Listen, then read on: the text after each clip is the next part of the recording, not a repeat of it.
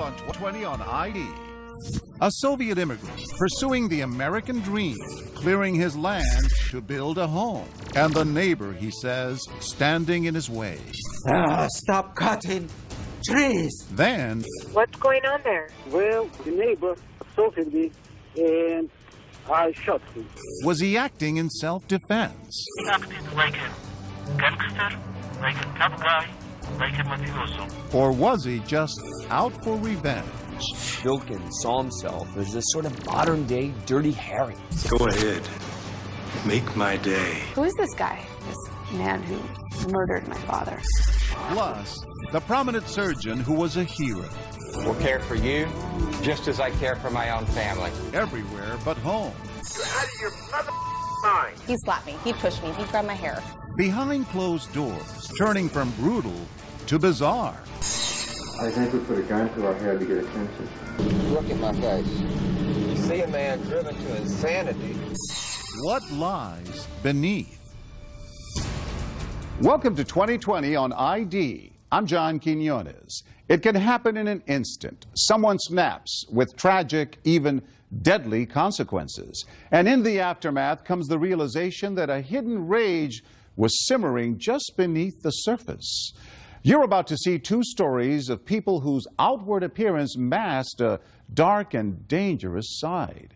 First, neighbors embroiled in a property dispute. But as Matt Gutman first reported in 2014, the boundaries in this explosive story were about far more than just land. In the lush green hills of Gentile, Encinitas, California, a toxic tale of shrubbery. The invasive Brazilian pepper tree and two men losing it in a dispute over clearing poisonous bushes from a driveway. 911 emergency. My partner just got shot. Please come to Lone Jack Road. Please hurry. Please, he got shot in the head. For Evelyn Zeller, March 28, 2013 began as a beautiful day. Hey, they're all beautiful days here in the San Diego suburbs. That morning, she awoke in the master bedroom of this rented Spanish contemporary and shared a tender moment with her boyfriend, John Upton. It was my birthday. John woke me up to wish me a happy birthday. She says Upton, still in his pajamas, headed outside to make room for two day laborers clearing brush on the driveway of their neighbor, Michael Vilken. John went out to offer to move the car. Yes. To understand what happened next, you need to understand the lay of the land. Upton lived here.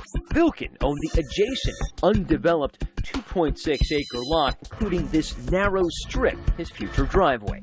The problem was these Brazilian pepper trees along that strip had become a creeping menace,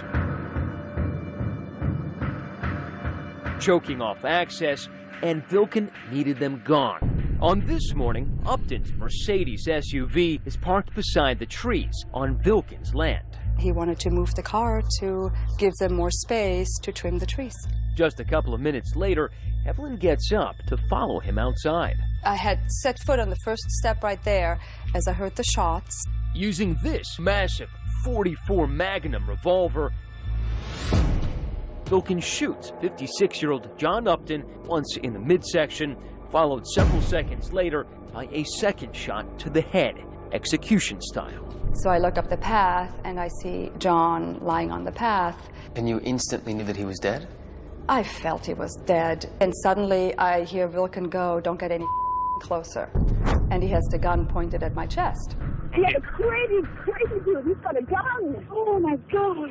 What a the Russian guy, he's still got a gun, man. You gotta be careful.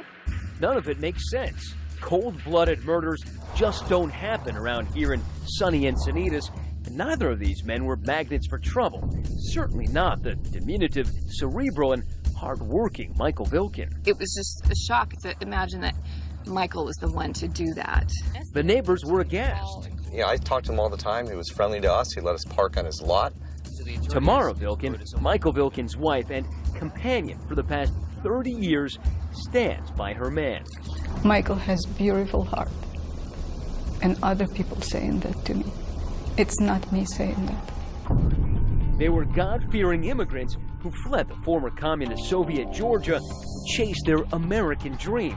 They bought this vacant land on Lone Jack Road after years of scrimping and saving from his past fledgling career as an economist and hers as a piano teacher. So why did you and Michael decide to buy that piece of land? Well, it was a beautiful piece of land with a great view. It's a great neighborhood.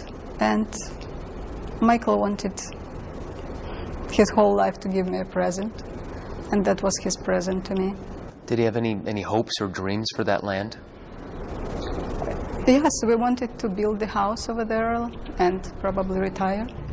Vilken spent every minute he could spare working the land the old-fashioned way, with shovel, wheelbarrow, axe, and saw, lovingly nursing it to health, all for the day they could build their dream home. He was here every day for 8 to 10 hours a day, tending to his empty lot, cutting things down, moving dirt around. As for Vilken's neighbor, John Upton, a 6'2", 235-pound teddy bear of a man, wasn't a hero only to his children, John and Elizabeth. So many fond memories. So many memories. And you look at, like, in a span of 56 years of how many things he accomplished and how he's impacted the world. Hello! Hello, Alexandra! To many, he was practically a saint. This is 2020. From ABC News. As reported here on 2020 and 1993, John Upton was a documentary filmmaker who made it his personal mission to rescue Romanian orphans. The Romanian government has put these kids on the back burner. However they want me to do it, I'll do it. But for God's sake, let me help these kids. I really knew from a very, very young age that you really can make a difference because I saw my dad do it. Since then, he'd settled down here with his girlfriend, Evelyn, a New Ager enthralled with Upton's Zen. What was it like living with him? It was wonderful. He was a man who was always in a good mood. He woke up and he was just happy and content, and he was so patient with me, and his love was just beautiful. We love Buddhas, we love serenity and peacefulness and inspiration. So where did it all go wrong? The answer is in the poisonous trees on that narrow strip of Vilken's land. Upton liked them, but remember, Vilken wanted them gone, and his interest in landscaping bordered on obsession. I questioned why he was spending so much time on the lot. He just seemed eccentric. Just seemed a little eccentric, yeah. Others chose a different word. I think his behavior was absolutely bizarre. I mean, who buys a site and then hangs out on it and works on it 10, 12 hours a day when the same amount of work can be done in a day with a bulldozer? It doesn't make any sense to me. None of what he did was permitted. This was a landslide property. It wasn't safe for the neighbors. Despite those concerns, Evelyn says Upton never complained about his neighbor. He used to say many times, wow, I admire his work ethic. I've talked to my dad for I've talked to him every day. Forever. Did he ever mention Vilken? No, not. Never even I've never heard that name in my entire life. And yet, surely something happened to provoke that brutal homicide on the morning of March 28th. Something that would make the egghead immigrant lose it. Hurry up, hurry up! Hurry up, he's dead. I think he's dead. Hurry up, please. Before she called 911, before she even approached the crime scene, Evelyn Zeller noticed something odd about the shooter. When you came out, he first saw you. What did he do? He seemed to be on the phone. It's not often that the killer calls in the homicide he's just committed, but that's exactly what happened here. Emergency. I need a detective here. What's going on there? Well, the neighbor assaulted me, and I shot him. In theory, Vilken did the right thing. He shoots someone, he calls 911. And yet, there was something sort of cold and callous about the call. You shot him? Yes. Like with a gun? Yes. Where is the gun right now? I have my gun, and don't worry about it. When sheriff comes, it will be in the gun case. I'm a responsible person, don't worry about it. Within minutes, sheriff's deputies arrived to find Vilken still on the phone with the 911 operator. Hello. Put the phone down. Put the phone down. He's arrested, but remains cool and so confident that the next day he agrees to talk with our San Diego affiliate, KGTV, expressing no remorse, but shockingly, he does express disappointment with the performance of the massive handgun he used to kill John Upton. This .44 Magnum, because he says it failed to drop him with one shot. But somehow he made 2 or 3 steps, and I was in disbelief. I shot him in the head. Michael Vilken's mission to rid his driveway of Brazilian pepper trees had somehow opened the door to a dark place in his mind where he could justify taking a man's life. Who is this guy? This man who murdered my father in cold blood. For what? For good reason, says Vilken. I expect justice to be done. Because, as he's about to tell us, John Upton was no saint, but a menace who terrorized him like this. Stop cutting trees! What you're saying is that John Upton deserved to die. Stay with us.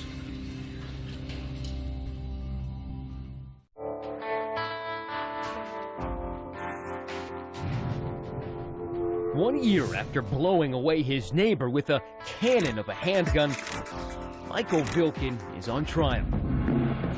The stakes are high, a total of 50 years to life if convicted of first-degree murder.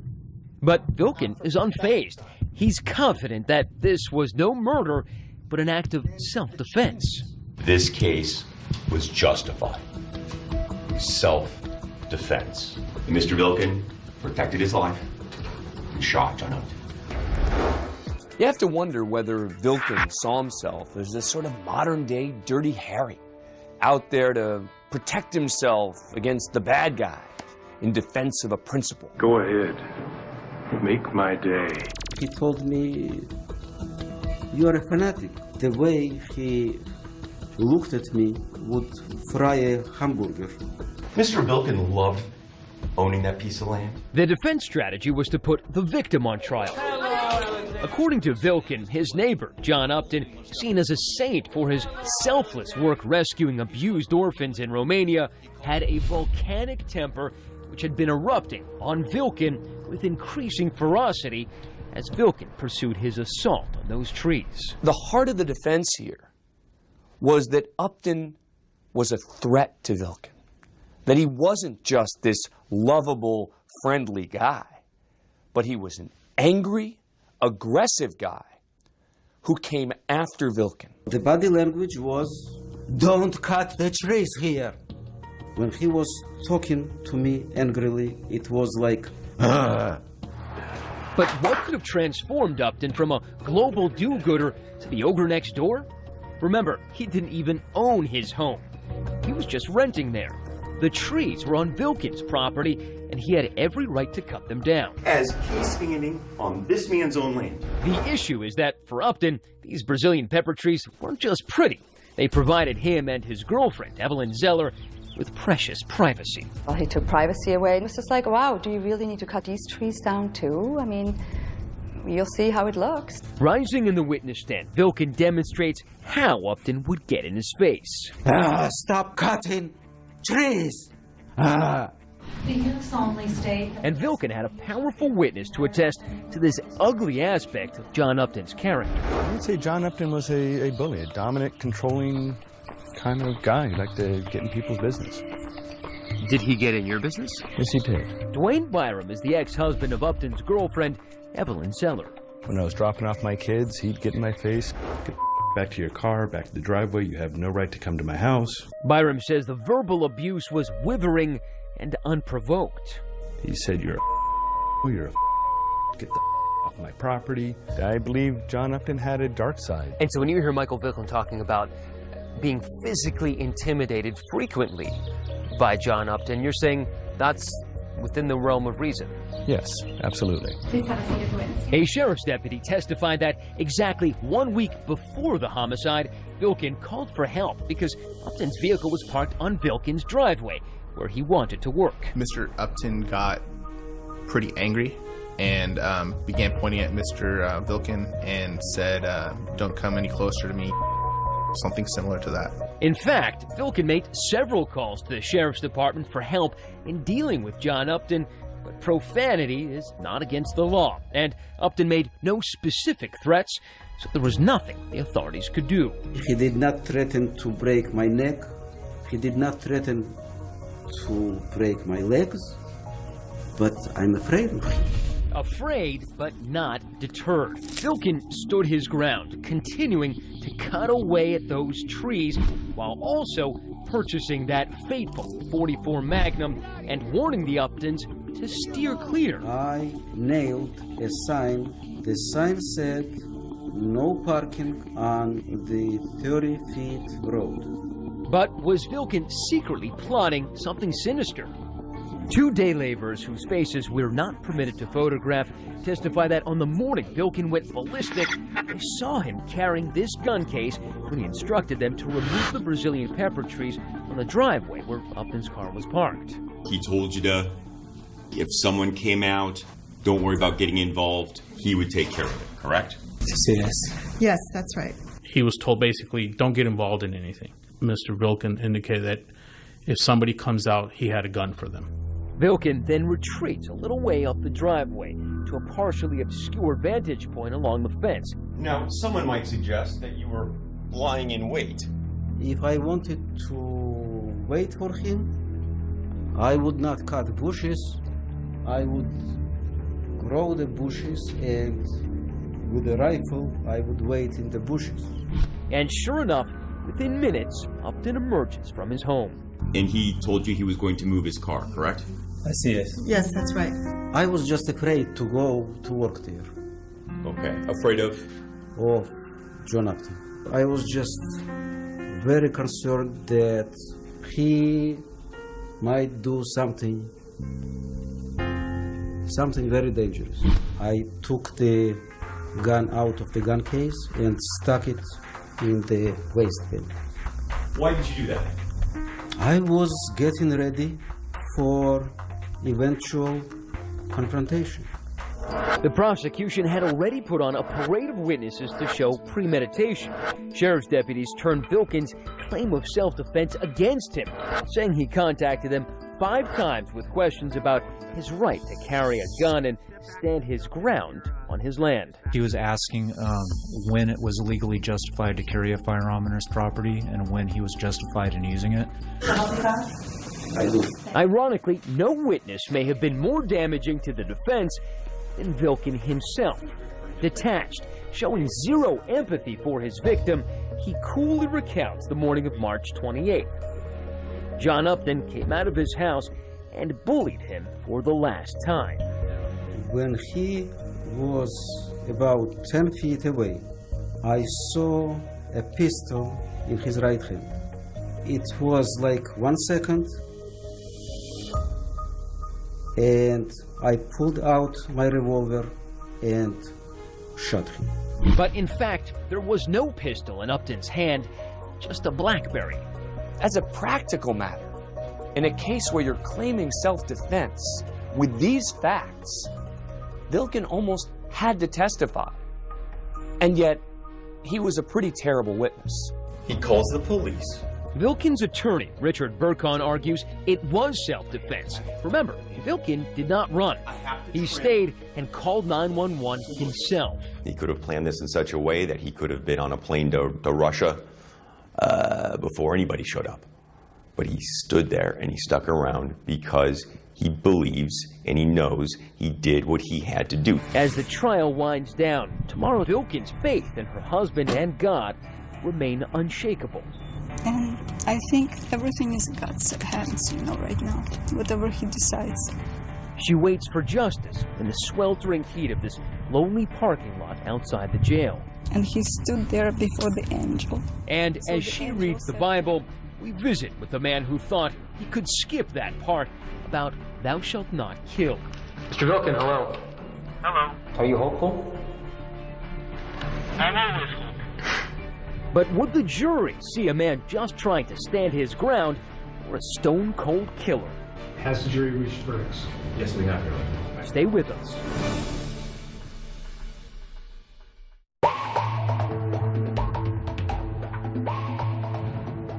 John Upton is dead.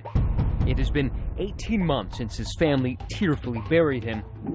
Michael Vilkin is alive, but the jury's about to make the fateful decision about the rest of his life. This isn't bang bang. He is taking his time. In his closing arguments, the prosecutor opens up on Vilkin, blasting holes in his story, saying his claim of self-defense is indefensible. That gun was overkill. Prosecutors clearly believe this wasn't a fight that culminated in someone getting shot. They believe this was an execution. Portraying not a frightened, diminutive immigrant, but quite possibly the first person in this jurisdiction to commit murder over landscaping. The neighbor assaulted me and I shot him. You shot him? Yes. Calm, collected, trying to assure the 911 operator that he is a responsible person. The defense scrambling. It sounds so stupid. We're talking about trimming trees. It's on this man's land. Defense attorney Richard Burkhan tries to assert that the Georgian emigre was simply engaged in that most American of activities, protecting his homestead. Draw upon your common sense. You've got a much larger person and a much smaller person going, don't work here anymore. And that's what Mr. Vilkin was enduring, threatening behavior. But it was his unsympathetic demeanor on the witness stand, often nonchalant, sometimes even laughing, that had more of an impact on jury foreman Brooke Haley. The fact that he was his own character witness and he didn't acquit himself well. I am ashamed to use this figure of speech, but he shot himself in the foot on the stand. Yeah. Finally, in June 2014, the verdict. We, the jury, in the above entitled cause, find the defendant, Michael Vilkin, guilty of the crime of murder in the first degree. First-degree murder. Those words cruelly ricocheting in Tamara Vilkin's head. When you were sitting there in court and you heard murder in the first degree, what went through your mind? I didn't believe it. I did not believe it. I still don't believe it. I'm going to appeal as far as I can go. It doesn't matter whatever it takes. I am going to fight. We meet outside the courthouse and jail complex. Inside, just a few yards down these grim, color-coded halls, behind that thick glass, we meet inmate Vilkin. Mr. Vilkin, how are you? Still emitting a glow of self-righteousness. What did you think that they were going to give you? What was the verdict that you expected? The worst case, manslaughter. Vilkin says when he bought that land, he felt like a citizen farmer, nurturing it until he was ready to build. Why was it so important to you? What were your dreams for that land? I wanted to clear the land from the wood and to build a house there. Those fuzzy dreams, he says, were soon uprooted by his fear, or was it enmity for that bear of a neighbor, John Upton? Did he ever raise a hand at you? No, he did not. But I was afraid of him, really afraid, because he was roaring at me, he was yelling at me. On the stand and in person, you don't seem like someone who is afraid. Understand? Well, you didn't show any emotion. You never showed that you seemed afraid. I'm not a Hollywood actor. But in Vilkin's mind, he embellished the neighbor feud into a Hollywood mobster movie, starring John Upton as the villain. He acted like a gangster, like a tough guy, like a mafioso. What you're saying is that John Upton deserved to die. No. I'm saying that I saw a mafioso and I was afraid of him. Mr. Vilkin, it sounds, no offense, but it sounds like you're detached from reality. This was a fight over shrubbery. This had nothing to do with mafia. No. He encroached on the road. So you expected to shoot him? I expected to act in self-defense. Regrets? Not even a few. If you spit in my face, I will not just turn around and leave. You don't turn the other cheek? No. No. And Upton was, figuratively speaking, was spitting in my face the whole year.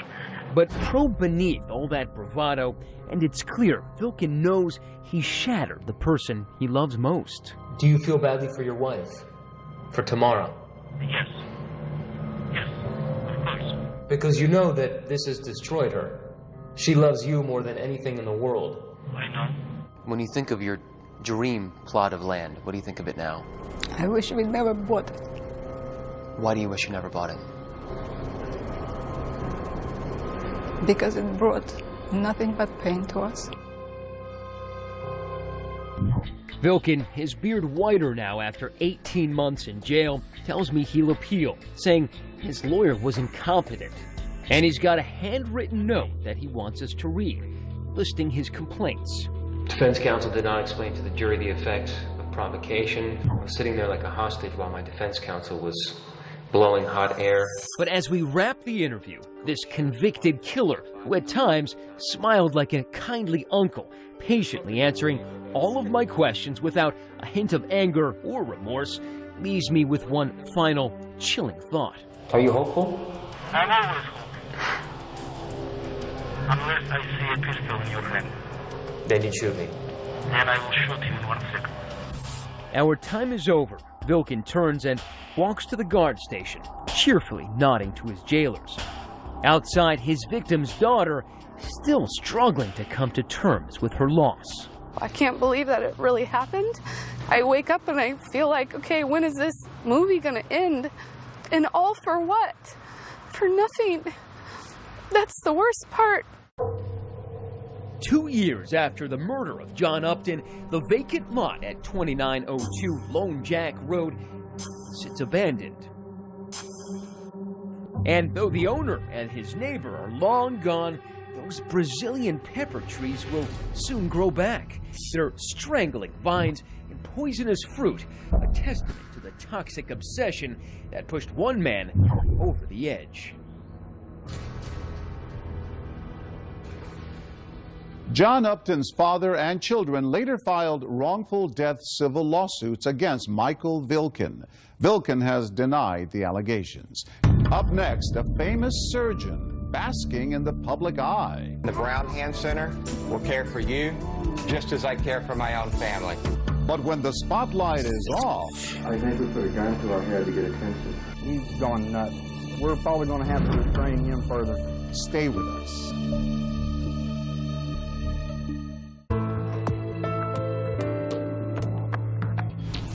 He was a famous doctor, respected for his skills, and known for his family-friendly image. But as Elizabeth Vargas first reported in 2013, Dr. Michael Brown would become known for something else, something far more disturbing. Losing it at 30,000 feet isn't pretty. Like these twin sisters settling a family dispute in the aisles of coach class. Why if you would just let her be, we would be fine! Or these dudes duking it out in the not-so-friendly skies. But when Houstonians heard the news that a local doctor had allegedly used his surgically trained hands to choke a flight attendant, you might have to excuse them if they thought, oh no, not again.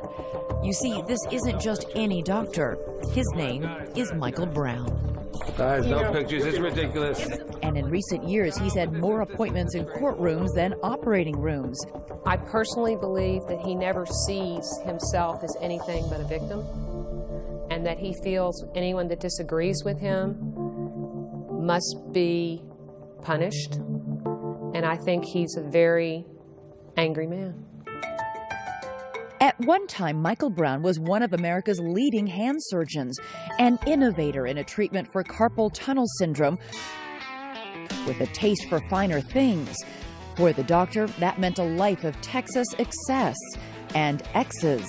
He'd already been through 2 wives by the time he met 20-year-old Darlena in 1993. What was it about him that did captivate you? He was very sweet, just very attentive to me. Treated me like a princess in the beginning. Did he buy you gifts? Yeah, he absolutely spoiled me in the beginning. After 2 weeks, they were living together, married just about a year later, though it almost didn't happen except for Darlena's mother stepping in. When they decided to get married, and it was my fault, she decided on the wedding day, no, I don't get married. And I thought it was a jitters. To the outside world, Brown looked like a big-hearted healer. His TV commercials brought patients from around the nation to his Houston offices. He had fame. He had fortune. I personally trained the doctors in the Brown procedure, and the Brown Hand Center will care for you just as I care for my own family. Daddy's baby girl. But Darlene says she soon found out how Brown treated his actual family.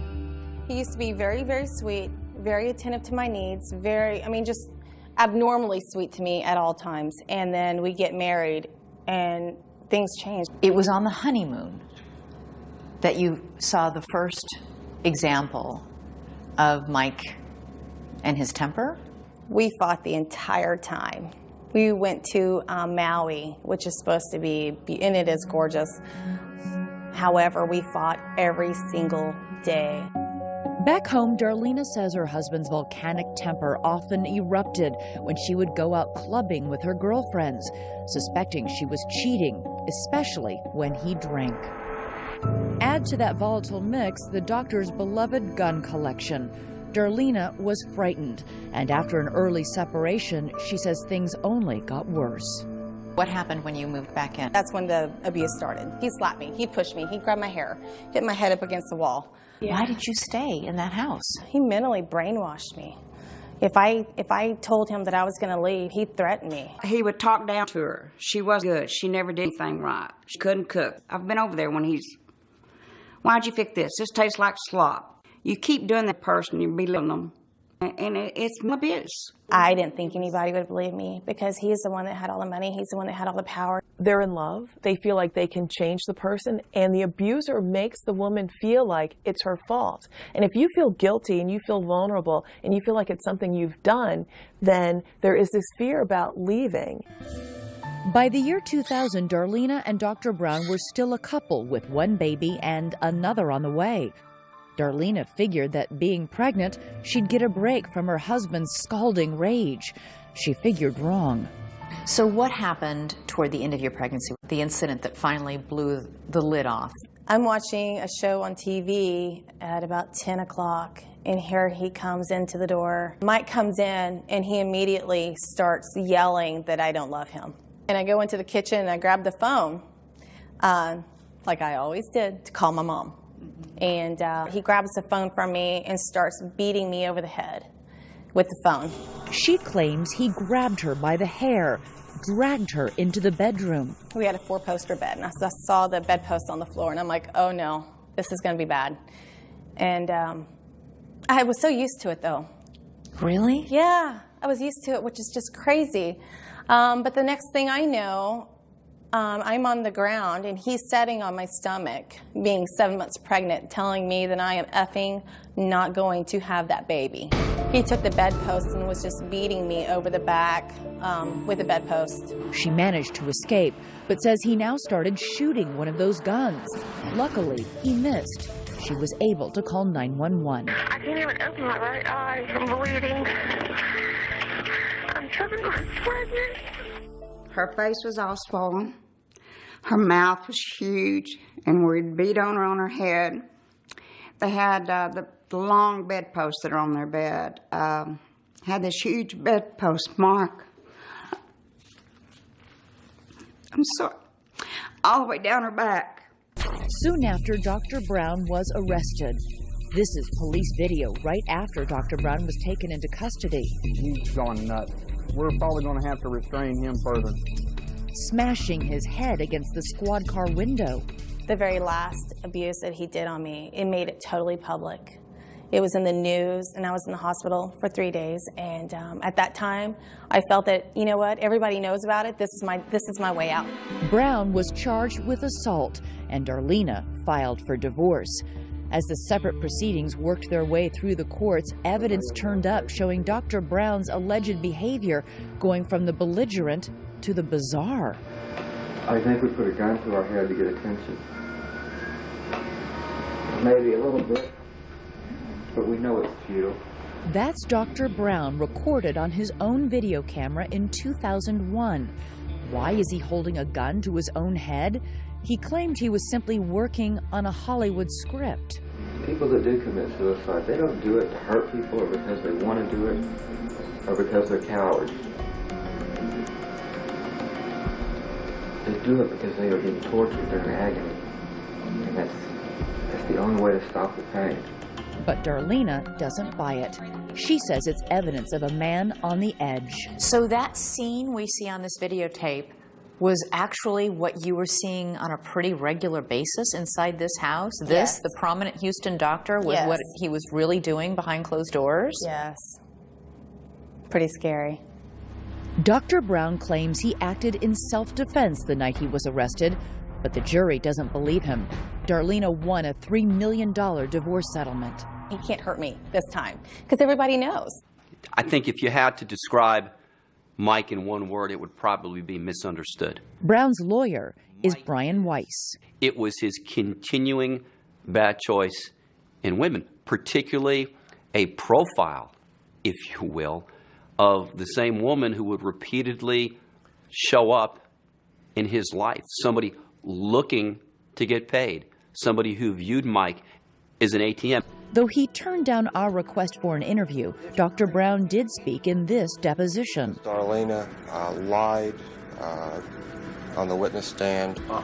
Her mother lied on the witness stand the day of the trial, and the jury believed Darlena and not the truth.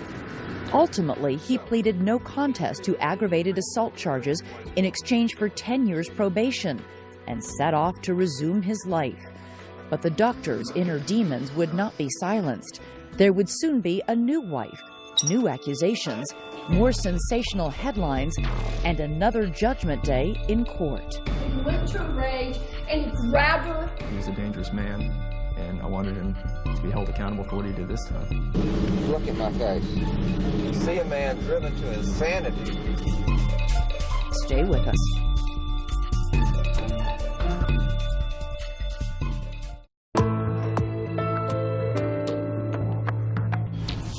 Dr. Michael Brown's once charmed life has taken a hit. He pled no contest to assaulting his former wife, Darlena. Now, as Elizabeth Vargas picks up the story, this surgeon may be down, but he's hardly out. Dr. Michael Brown looks anything but the face of rage in this home video with his children following his divorce from Darlena. Say hi, Kevin. Maybe that's why all the sensational publicity surrounding his aggravated assault case didn't ruin his practice. The caring father, the passionate CEO, somebody who has done so much good for so many people. Dr. Brown's patients either don't know or don't care about his personal controversy. After his 2001 divorce, Brown's business thrives. Several new offices open. He's got a private plane, new homes, and things were going great. That is until he was called before the Texas Board of Medicine. It seems the private plane wasn't the only way the good doctor was getting high. He certainly seemed to have a problem with cocaine, and that's how he ultimately lost his license.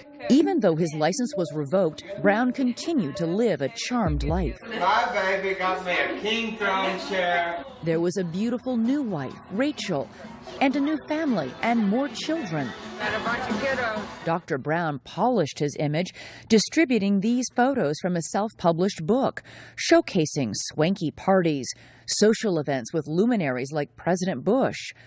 Brown even won a humanitarian award, but once again, behind the scenes, the picture-perfect marriage was collapsing.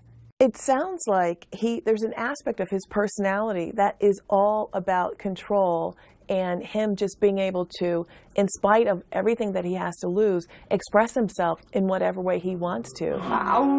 There's something about the way his personality functions that he continues to just blame and react and hurt people, and he finds that acceptable.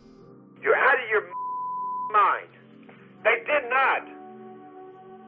It's cost $50,000 since you called the police, Rachel. Rachel recorded these phone calls from Michael in late 2011. I am not the enemy, Rachel. You attacked me, Michael. You attacked me.